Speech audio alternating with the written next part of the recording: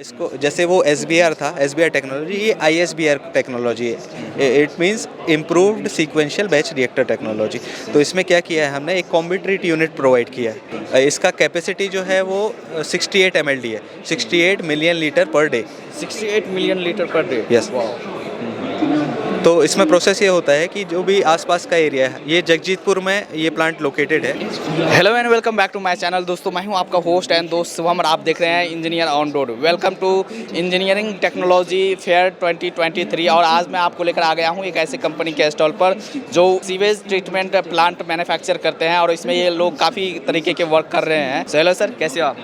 बढ़िया सर, मेरा नाम तुषार श्रीवास्तव है। मैं HNB इंजीनियर्स प्राइवेट लिमिटेड के साथ पिछले 4 साल से काम कर रहा हूँ और मैं वाटर ट्रीटमेंट डिवीज़न में पिछले 7 से 8 साल से काम कर रहा हूँ सर। ये ऑफिसेज कहाँ है, कहाँ से आप लोग वर्क करते हैं? एक्चुअली हमारा जो कंपनी है उसका हेड ऑफिस पूना में है और हम ऑल ओवर इंडिया में sewage treatment plant municipal corporation के साथ मैन्युफैक्चर करते हैं और उसका कंस्ट्रक्शन करते हैं। Yes. और ये तो ज़रूरत है, आज के टाइम की ज़रूरत है। यस, ये आज के टाइम में बहुत ज़रूरत है क्योंकि हमारे घरों से निकलने वाला या कंपनी से निकलने वाला जो भी वेस्ट है वो डायरेक्टली रिवर में जाता है, रिवर को गंदा करता है, नालों को गंदा करता है। तो पॉल्यूशन को रोकने के लिए आज के टाइम पे बहुत ज़रूरी है ये सीवेज ट्रीटमेंट प्लांट बनाना और लोगों को इसके बारे में अवेयरनेस होना भी ज़रूरी है। लोगों को पता नहीं है कि हमारे घर से जो सीवर निकलता है वो किस तरीके से ट्रीट होता है, कहाँ पे जाता है, नदियाँ क्यों गंदी हो रही है और वो इंडिविजुअल लेवल पे, सोसाइटी लेवल पे इस चीज़ को कैसे रोक सकते हैं, लोगों के लिए वो भी ज़रूरी है आज के टाइम पे। और गवर्नमेंट इस चीज़ पे क्या एक्शन ले रही है, वेट वेस्ट आता है, सॉलिड वेस्ट आता है,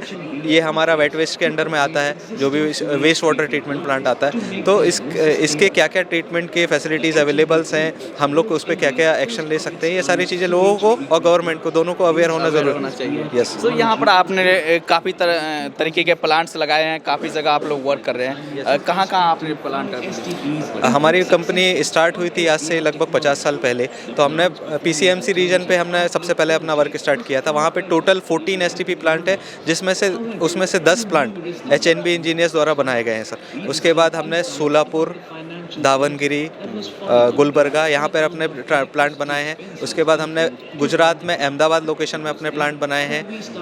दिल्ली NCR रीजन पे हमारे 7 से 8 प्लांट हमारे द्वारा बनाए गए हैं। और हरिद्वार में नमामि गंगे प्रोजेक्ट के अंडर भी हमने 2 प्लांट बनाए हैं, 68 MLD और 14 MLD का। और नमामि गंगे के अंडर में हमारे 3-4 प्लांट और अंडर कंस्ट्रक्शन है अभी, जो कि अगले 2-3 सालों में वर्किंग में आ जाएंगे। तो यहाँ पर जो भी एग्जिस्टिंग प्लांट है उसके आपने मॉडल शोकेस किए हैं, उस मॉडल के बारे में बता सकते हैं और किस तरह से ये वर्क कर रहे हैं? जैसा कि मैंने आपको बताया, हरिद्वार में हमने नमामि गंगे के अंडर में जो प्रोजेक्ट किया है उसी का एक मॉडल है।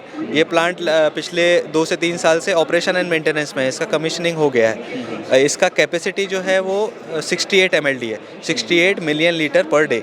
68 million litre per day. Yes. तो इसमें प्रोसेस ये होता है कि जो भी आसपास का एरिया है, ये जगजीतपुर में ये प्लांट लोकेटेड है।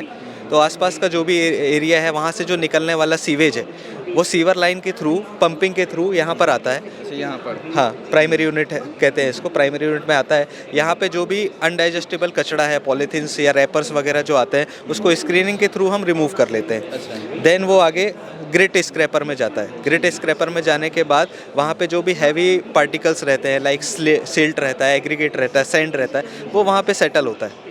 थोड़ा उसका रिटेंशन टाइम हम उस हिसाब से डिज़ाइन करते हैं कि वो उसको सेटल होने का टाइम मिले। और देन जो भी आगे का जो रॉ सीवेज है वो फिर आगे इन बेसिन्स में जाता है। वहाँ पे जो ग्रिट सेटल हुआ है उसको हम टाइमली रिमूव करते रहते हैं डंपिंग के लिए। ये हमारा जो भी है ये प्रोसेस यूनिट है, इसको SBR बेसिन बोलते हैं। तो इसमें हम जो भी सीवेज आया है उसको एरिएशन देते हैं। एरिएशन देने के बाद उसमें बैक्टीरिया डेवलप होते हैं। तो वो जो बैक्टीरियाज़ हैं वो सीवेज को डाइजेस्ट करते हैं। डाइजेस्ट करने के कारण वो जो सीवेज है वो हैवी हो जाता है, स्लज जो है, और वो नीचे सेटल हो जाता है और ऊपर क्लियर वाटर आ जाता है। तो ये बैक्टीरिया के थ्रू आप लोग? Yes, bacteria. अच्छा। तो जो हम इसको एरिएशन देते हैं इन द सेंस हम उसको ऑक्सीजन प्रोवाइड करते हैं। ऑक्सीजन देने से वो बैक्टीरिया की जो ग्रोथ है वो फास्ट होती है। अच्छा। और वो बहुत ही जल्दी इसको डाइजेस्ट कर लेते हैं। तो इसमें 3 तरीके के, ये सीक्वेंशियल SBR बेसिन बोलते हैं इसको, सीक्वेंशियल बैच रिएक्टर। इसमें सीक्वेंस वाइज साइकिल चलती है। ओके। तो सबसे पहले इसमें रॉ सीवेज आता है, उसको हम एरिएशन देते हैं। एरिएशन देने से वो बैक्टीरिया डेवलप होते हैं, वो डाइजेस्ट करते हैं, देन हम इसको एरिएशन स्टॉप कर देते हैं। देन वो जो भी है एरिएशन स्टॉप होने से वो पूरा चीज़ें सेटल हो जाती है नीचे, और सेटल होने के बाद फिर हम उसको डिकेंटर के थ्रू डिकेंट कर देते हैं। वहाँ पे आप एसएस का एक मॉडल हमारा देख रहे होंगे, वो उसको डिकेंटर बोलते हैं। तो जो ऊपर से लगभग 2.5 मीटर की हाइट तक का जो भी वाटर, क्लियर वाटर है, वो वहाँ से कलेक्ट होता है। वो वाटर कलेक्ट होने के बाद ये आता है क्लियर वाटर सीसीटी में। ये इसको बोलते हैं क्लोरीन कॉन्टैक्ट टैंक, क्योंकि यहाँ पे हमने बैक्टीरिया ग्रोथ किया, उसको डाइजेस्ट किया, तो जो भी यहाँ आ रहा है इसमें थोड़े बहुत बैक्टीरिया इन्फेक्शन आ सकता है। तो इसके लिए हम यहाँ पे क्लोरीन का डोज देते हैं डिसइंफेक्शन के लिए, ताकि ये जो ह्यूमन कॉन्टैक्ट में आगे जाके यदि पानी आता है तो उनको हार्म ना करे। और ये जो प्रोसेस है ये सेकेंडरी ट्रीटमेंट तक है, और यदि इसको हमको ड्रिंकेबल वाटर में कन्वर्ट करना है तो हम इसके आगे एक टर्शरी ट्रीटमेंट प्लांट लगा सकते हैं, तो फिर वो ड्रिंकेबल वाटर में कन्वर्ट हो सकता है। तो यहाँ से जो हमारा पानी निकला उसको कैसे कैसे कैसे यूज़ कर सकते हैं? इसको आप एग्रीकल्चर में एरीगेशन पर्पस में यूज़ कर सकते हैं, या फिर कंस्ट्रक्शन वर्क में यूज़ कर सकते हैं। डायरेक्टली हम रिवर में छोड़ सकते हैं, तो वहाँ पे लोग यदि उसको यूज़ करना चाहे, ह्यूमन कॉन्टैक्ट में है तो उसको यूज़ कर सकते हैं। अदरवाइज़ इसको डायरेक्टली आप नाले में नियरेस्ट रिवर में छोड़ सकते हैं। अभी इसका जो पानी निकलता है ये गंगा में जाता है, तो ये नमामि गंगे का अंडर का प्रोजेक्ट है। तो इसके सारे जो पैरामीटर्स हैं, हमारे यहाँ पे लैब भी होता है, प्लस हम थर्ड पार्टी से बाहर भी लैब टेस्ट करवाते हैं, और सारे जो भी पैरामीटर्स हैं सीपीसीबी के नॉर्म्स के अकॉर्डिंग उसको हम लिमिट्स में ही रखते हैं, उसको कंट्रोल में रखना पड़ता है हमको। और हमारा इन हाउस भी लेबोरेटरी है, जिनमें दिन में 2 से 3 बार उसका टेस्टिंग चलता रहता है, और ऑनलाइन मॉनिटरिंग सिस्टम भी हमारे कई प्लांट्स पे लगा हुआ है, तो जो रियल टाइम जो भी उसके पैरामीटर्स है, COD, BOD, TSS, DO, ये सारी चीज़ें रियल टाइम पे हमको दिखाते हैं, और यदि उसमें कुछ डिफेक्ट आता है तो हम रियल टाइम पे उसको रेक्टिफाई कर सकते हैं। तो ये जितने भी प्लांट हैं सेम मॉडल पे वर्क करते हैं कि अदर अलग अलग टेक्नोलॉजी पे? 6 से 7 टाइप की टेक्नोलॉजी है ऑल ओवर इंडिया में अभी तक अप्लीकेबल है। इसमें एक हमारा और अपग्रेडेशन है, जैसे ये दिल्ली के अंदर आपने ये बनाया हुआ है, ये प्लांट लगाया हुआ है। हाँ, ये प्लांट हमने दिल्ली में लगाया है। 2012 में ये प्लांट कमीशन हुआ था। ओके, तो ये जो टेक्नोलॉजी है ये HNB इंजीनियर्स का पेटेंटेड टेक्नोलॉजी है। इसको कॉम्बिट्रीट सिस्टम बोलते हैं। पेटेंटेड टेक्नोलॉजी है, पेटेंटेड टेक्नोलॉजी है ये हमारा। इसको जैसे वो SBR था, SBR टेक्नोलॉजी, ये ISBR टेक्नोलॉजी है। It means improved sequential batch reactor technology. तो इसमें क्या किया है हमने, एक कॉम्बिट्रीट यूनिट प्रोवाइड किया है। ये कॉम्बिट्रीट यूनिट में हम एनारोबिक, ये एरोबिक SBR बेसिन के पहले हमने एक एनारोबिक ट्रीटमेंट के लिए एक यूनिट दिया हुआ है, जिसमें हम बायोगैस जनरेशन करते हैं। तो वो बायोगैस जनरेशन से हम यूज़ करके हम बायोगैस जनरेटर चलाते हैं, और उसमें से जो इलेक्ट्रिसिटी प्रोड्यूस होती है उसको हम प्लांट रन करने में यूज़ करते हैं। अच्छा, यहीं पर आपने इलेक्ट्रिसिटी प्रोड्यूस किया और यहीं से? यस, तो 40 to 50% ऑफ इलेक्ट्रिसिटी जो भी कंजम्पशन है प्लांट का, वो हमारा रिड्यूस हो जाता है। ऐसा है, तो हमारा जो इलेक्ट्रिसिटी कंजम्पशन, इलेक्ट्रिसिटी बिल है वो काफ़ी रिड्यूस हो जाता है। ऐसा है। कितने एक और एडिशनल है इसमें, यहाँ पे हाइड्रो पावर भी हम एक यूनिट लगा रखे हैं यहाँ पे एक्चुअली के ट्रीटमेंट के बाद जो हमारा वेस्ट वाटर जाता है तो हम उसको इससे इलेक्ट्रिसिटी जनरेट कर लेते हैं यहाँ से। यस, जो हमारे लास्ट का डिकेंडिंग पॉइंट है, डिकेंडिंग पॉइंट के बाद जो हमारा एक यूनिट जो है, बेसिकली तो पूरे इंडिया में 7 प्लांट ऐसे हैं जहाँ पे ये हाइड्रो पावर यूनिट को यूटिलाइज होता है, लगाया गया है। उनमें से एक प्लांट ये हमारा दिल्ली का है। जैसे अगर ये इस तरह के प्लांट्स लगाते हैं, अब मिनिमम एरिया रिक्वायर्ड क्या रहता है? Depend of capacity, depend of area. देखिए मैं बताता हूँ, जैसे पर MLD के हिसाब से एक इन जनरल 250 से 300 स्क्वायर मीटर पर MLD के हिसाब से लगता है। अभी ये 40 MLD का प्लांट है, इसको हमने काफ़ी कॉम्पैक्ट किया है क्योंकि स्पेस का कंसेंट था उसमें, लेकिन एक इन जनरल आप उसको कंसीडर कर सकते हैं 250 से 300 स्क्वायर मीटर, इतना एक MLD के प्लांट के लिए लगता है। तो यदि ये 40 MLD का है तो मल्टीप्लाई बाय 40 आप उसको कर सकते हैं, देन उतना एरिया हमको लगता है। क्योंकि ये सारे प्लांट जो हैं वो सिटीज़ के सीवेज जनरेशन के ऊपर डिपेंड करते हैं। म्यूनसिपल कॉर्पोरेशन का वैसा रिक्वायरमेंट होता है कि हमको इतने साइज़ का प्लांट चाहिए, तो उसके हिसाब से हम टेक्नोलॉजी प्रोवाइडर भी हैं, हम प्लांट का अपग्रेडेशन भी करते हैं, प्लस हम इसमें जो मैन्युफैक्चरिंग इक्विपमेंट यूज़ होते हैं उनका मैन्युफैक्चरिंग में हम इन हाउस करते हैं। हमारे 2 डिवीजन है, एक HNB इंजीनियर्स प्राइवेट लिमिटेड जो कंस्ट्रक्शन वर्क में है, EPC का काम करता है, and HNB equipments private limited जो कि इसमें यूज़ होने वाले प्रोसेस इक्विपमेंट को मैन्युफैक्चर करता है। ऐसा तो दोनों तरह से आपकी टेक्नोलॉजी भी आपकी है और मैन्युफैक्चरिंग भी आप खुद ही करते हैं। तो ये आप जो शोकेस कर रहे हैं ये फिजिकल में, जो मैंने आपको एक यूनिट का नाम बताया SBR बेसिन, उसमें ये डिकेंटर यूज़ होता है। तो ये डिकेंटर का पर्पस होता है कि जो भी क्लियर वाटर है उसको SBR बेसिन से रिमूव करने का पर्पस होता है। तो ये एक उसका प्रोटोटाइप है, काफ़ी छोटा है ये।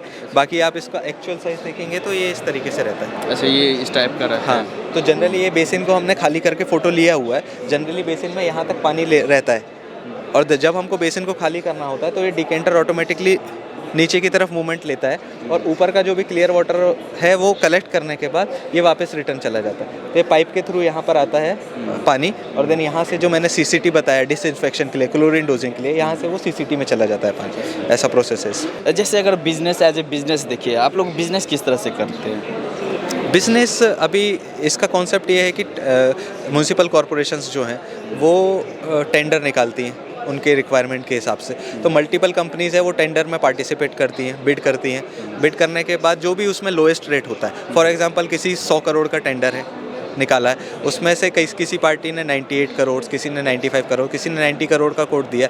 तो जो भी, या तो पहली तो बात है एलिजिबल होना चाहिए। यदि वो एलिजिबल है और उसने लोएस्ट कोट दिया है तो उसको वो टेंडर अवॉर्ड हो जाता है।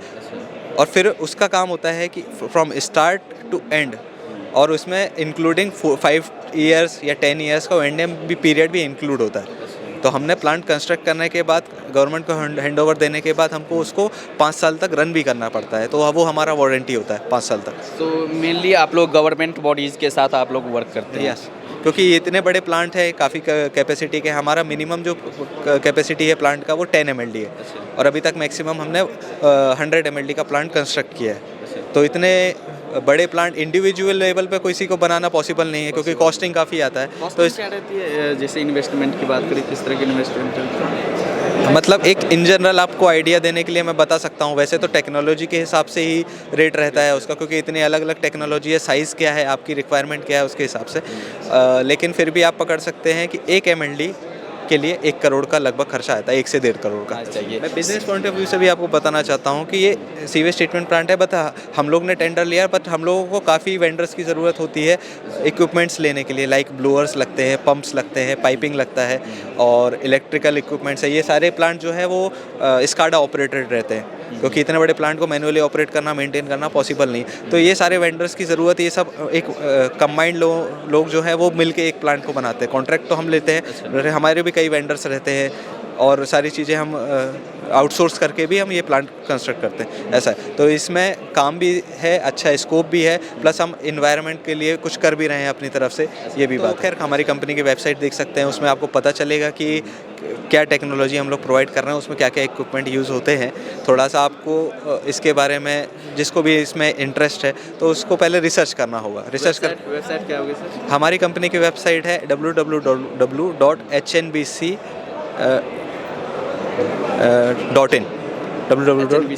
Yes. चलिए, thank you. Yes, thank you.